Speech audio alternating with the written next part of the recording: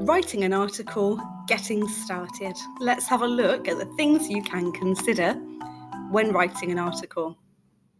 Firstly, you need to consider your path. You need to consider your purpose, which is the reason why you're writing. For example, are you just trying to impart some important information? Are you trying to raise awareness? Are you trying to raise donations or persuade people in some other way? Are you trying to argue a point or criticize something? What is your purpose? Then you need to consider your audience, because this is going to influence your style and tone. Who is going to be reading? Is it going to have a wide audience? Are you going to have to write in a very general way to a wide audience? Or are there specific people that you're targeting? And then you need to consider the format, which will also affect your tone and style. For example, a magazine article will have a very different feeling from a formal news article. So thinking about sort of the genre, the type of article you're going to be writing is really, really important. So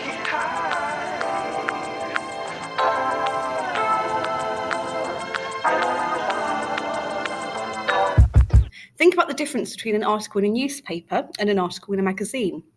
Articles can be news, or they can be opinion-based. They can be on serious topics or celebrity gossip and lifestyle. The tone and style used varies depending on these things.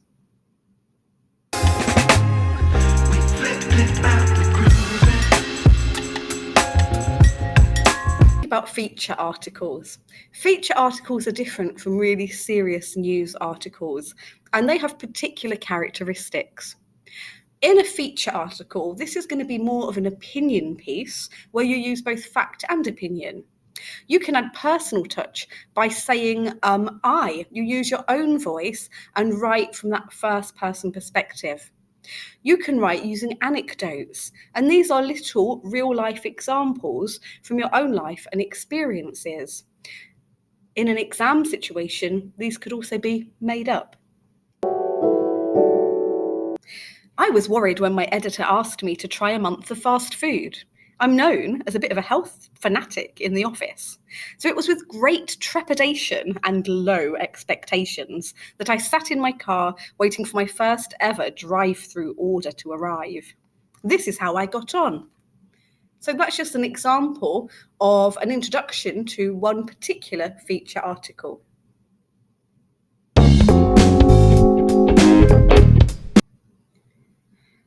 So feature articles can tend to follow a story structure. There might be a problem, an action, and an ending. Feature articles are there both to entertain and also to inform. So it needs to be interesting. And again, you can draw on those elements that you would use if you were writing a creative story in terms of making it entertaining to really engage the reader. The writer tends to provide their own angle and point of view on the topic, and they aren't afraid to add humour where it's necessary or relevant. An example of this kind of article might be a writer reporting on a new venue that they've recently visited, or a hot topic that everybody's talking about, like the King's coronation quiche, and their experience making it or trying it. Let's look at an example of a feature article about a new venue that has opened to do with the arts in Leeds. Remember, this can be made up, and this example is made up too. The view from here is hopeful, by Kate Williams. With funding to the arts in education being a contentious and hot issue at the moment, the opening of the new art space in Leeds, aimed at giving young people in inner city Leeds the chance to engage in art and drama courses, is a timely venture. With funding for schools to deliver arts education being in short supply, art space has been opened to fill the gap that education budgets won't stretch to. Funded by private donations, all the activities are free to schools and take place in a vast warehouse on the outskirts of the city's education quarter. I went along to see what it was all about. The first thing that impressed me was the space itself. They've used all their creative skill to turn this 1980s unit into a bright, modern and welcoming hub. Local graffiti artists have lent their skills to a large graffiti wall, and as I entered the friendly, welcome area, the chatter and buzz of local artists using the shared space, small square meters of rented workshop space, greeted me. Next, I spoke with Joanne Morris, the coordinator of A Art Space, about why she thinks art education is so important. Welcome, Kate. So the thing about art, whether that's crafts, painting, graffiti, jewellery making, drama, is that it's all about self-expression. Art gives young people the chance to express themselves, their emotions, in a totally unique way.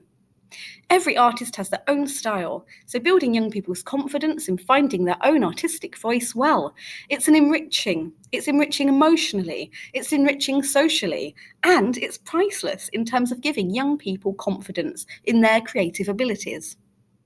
I couldn't agree more. The arts education budget has been cut to a point that many schools no longer offer art and music unless parents are willing to pay for it. I asked her if she thinks the arts are undervalued. Definitely. I think it's been happening for a long time. It's ironic because in the 90s, art, music, film, Britain had a thriving arts industry that was worth billions worldwide. Instead of capitalising on this, the arts have been treated like the poor relation to the sciences and engineering. It's got to the point that unless parents can pay, some children will never have access to an arts curriculum. I have to admit I'm biased. I absolutely loved A Art Space. I think it fills a really important gap in the curriculum of many schools. Having studied at University of the Arts in Leeds, I've made my living writing and performing music. Without music and art lessons, I don't know what I'd be doing. I think it's a total disgrace that more isn't being done to provide young people with access to music, drama, and art education in schools. Not everyone will become the next Turner Prize winner, but neither will everyone become the next Einstein. I, for one, am thrilled that A Art Space has opened in Leeds.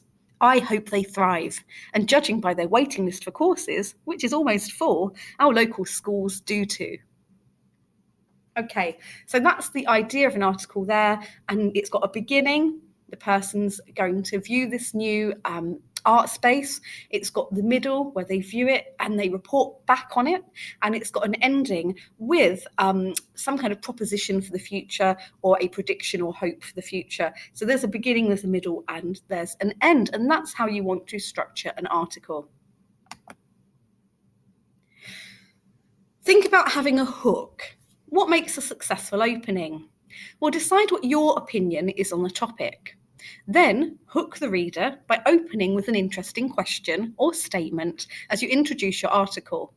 You could use a personal anecdote to draw them in. Think about your target audience and ensure the tone you take is suitable for them. In the main body, expand on each of your main points. Use DeForest techniques in a suitable tone. You could consider counter-arguments to your opinion before persuading that yours is right.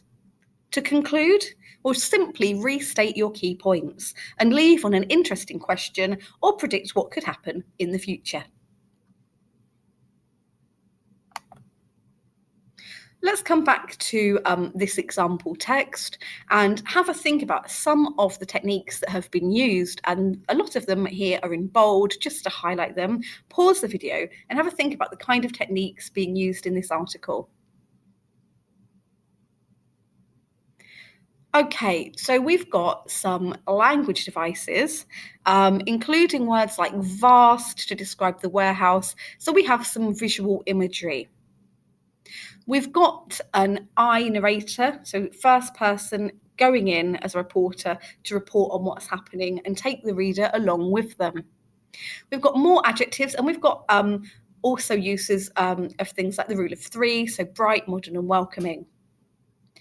We've also got direct speech, we've got dialogue. So we've got a person being interviewed and answering in that interview. Now, obviously, in an exam situation, you're making things up, but it needs to sound as realistic as possible. So here, this person is doing a lot of the work for me with the quote that I'm using, and I'm remembering to put that direct speech into quotation marks.